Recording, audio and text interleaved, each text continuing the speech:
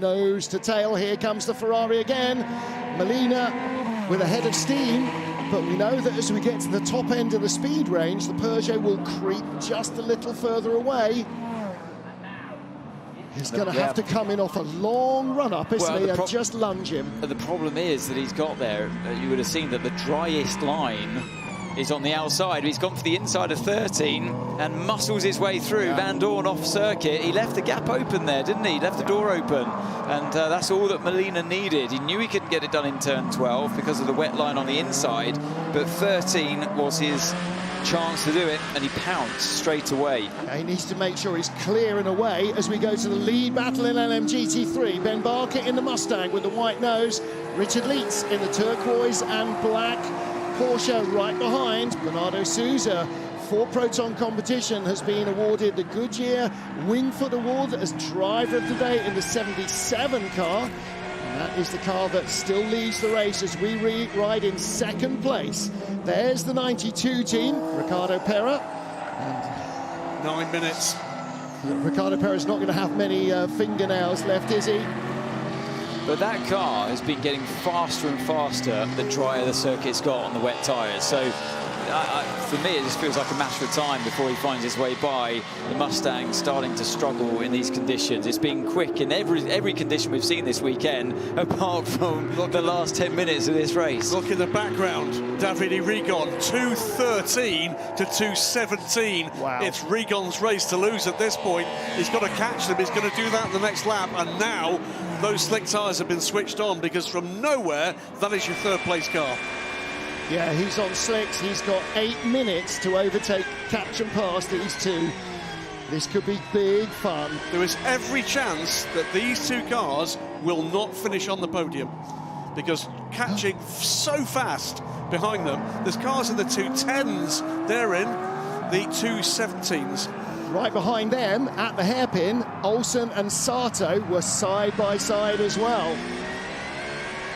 Like we said, the GT switched their slicks tyres on first, and you're looking for those dry patches. Well, we now have the dry patches. For those that were brave to go onto the slicks, it's paying dividends. Here he comes. You're absolutely right, Graham.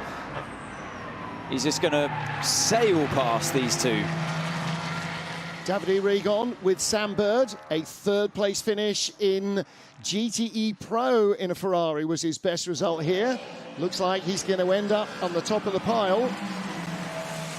He's already gone by second place. He's left Richie Leitz trailing in his wake, and the Mustang's going to have to get on the brakes so much earlier here.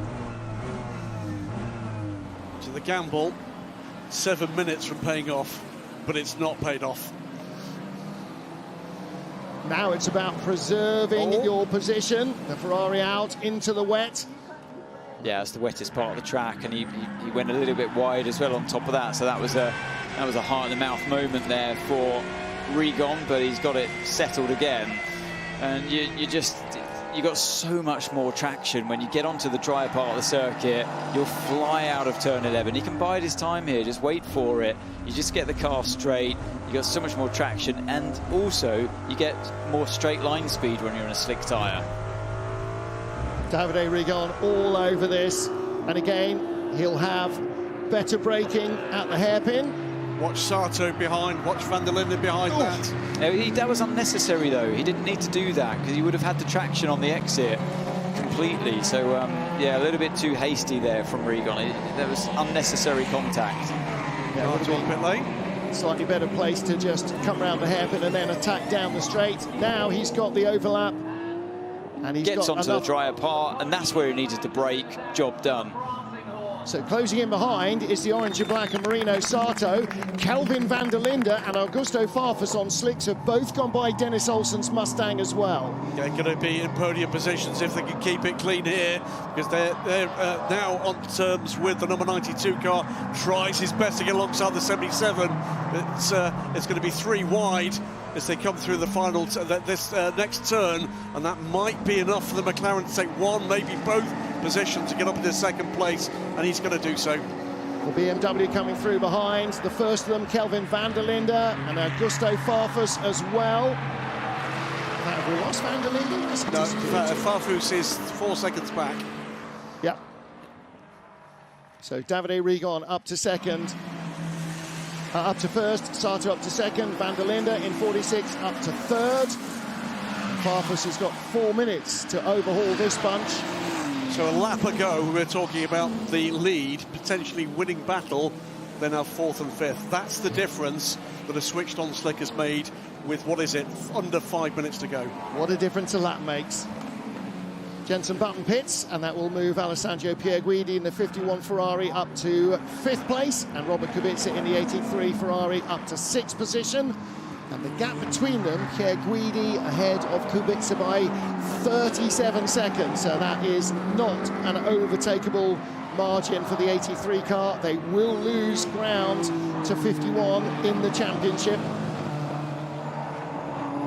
Alessandro Pierguidi with a final warning for track limits. Oh boy. I'm not convinced, by the way. 83 is not going to go by 38. They remain 7th.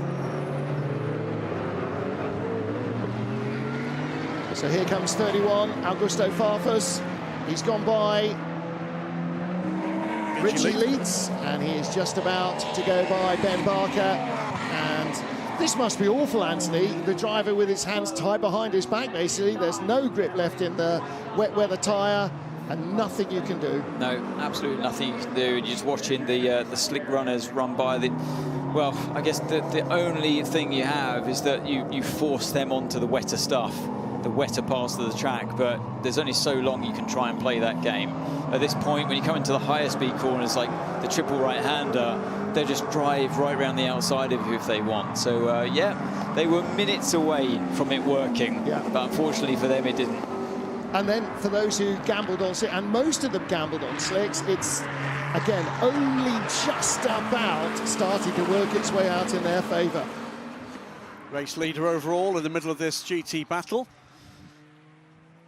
And the problem is, you see how the slick tyre on the GT car is actually way faster than the hypercar race leader Estra through that final course. So and that's a tricky situation now for Estra.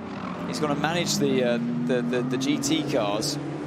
Yeah, 2 laps to go here for Kevin Estra to win this race. He just goes by the 99 Proton competition car to another lap on the privateer running car in 13th place, the hands of Giuliani. Because Estra's lap times at the moment 2:07, and the slick tyres for the GT cars 2:10s. Yes, amazing. But they're achieving that in very different parts of the track. Great fun at the end of this race for everybody other than the 2 cars that were leading the GT3 race just 2 laps ago. I'm Davis on pit lane. What's going on here? That's going back into the garage. It is going back into the garage with 2 minutes on the clock. That is wretched. That's from 10th place, a point-scoring position. Penalty will be added to the 88 car, the Proton competition Mustang. 10 seconds added to the next pit stop. That'll be added to their race time, and that might be enough to drop them out of the points as well. To 10th, they will go from 9th to 10th with a 10-second penalty. Right. So Kevin Esch leading into the final 2 minutes. Drive-through penalty awarded to car number 61. They're all coming thick and fast now. That car out of the race already. That's the Iron Lynx Mercedes that's already stopped. Hearing that the Iron Dames Porsche, as Shadam tells us, that is smelling very hot. Yeah. Whoever it was complaining about smoke, or is it aircon, earlier in the race. It turns out it wasn't smoke. Here's our LMGT3 leader then, Davide Rigon. Now this car has never won outside of Japan. Remarkably, 3 wins for Thomas Floor, all of them at Fuji. Where are we going next? See, they've got it wrong. Just because it was wet, they think they're at Fuji. Crosses the line for what will be their final lap. 40 seconds to go. It's the final lap of the race for race leader Kevin Estra. 7.2 seconds. Miguel Molina under 2 seconds ahead of Stoffel van Dorn. Slightly quicker, the Peugeot, but not by a margin that's going to make a difference without some kind of drama. Yeah, I think that's why Van Dorn be kicking himself. He left the door open into turn 13 on that particular lap where Molina slipped through, because it's not like he's just lost loads of time to him. They were and still are very similar in terms of lap time. Augusto Farfus in the 31 BMW in 4th place, but Kelvin van der Linde in 3rd in 46. Just ahead of him is Marino Sato, 2nd in LMGT3. As the leaders are on the last lap, Davide Rigon leading, but this gap is closing right down. Van der Linde with the pit between his teeth, and no time to play nice. He's going to have to go and go immediately. Slippery surface flags at the hairpin, turn 11. Safely negotiated by Kevin Escht. Heading into, for the first time today, some sunshine gleaming on the circuit of the Americas. He's heading down into the big stop at turn 12 for the final time. It has been a well-driven race by all 3 members of the number 6 Porsche crew. They have been in the hunt right from the beginning. They started on row 2 of the grid, 3rd fastest in qualifying. They have been right there battling with the Ferraris. Miguel Molina 2nd, and what a boost for for Peugeot, with 3rd and 4th places. It's a very different race from the one that everybody was expecting, and it has been absolutely packed full of drama. The checkered flag awaits in Texas. The Lone Star Le Mans 2025 will be won by Porsche Penske Motorsport as Kevin Escht brings them across the line. Victory for Porsche. 2nd place will go to Miguel Molina in the number 50 Ferrari. There he is, and Davide Rigon alongside him, winning in LMGT3 from Marino Sato and Kelvin van der Linde in 3rd spot.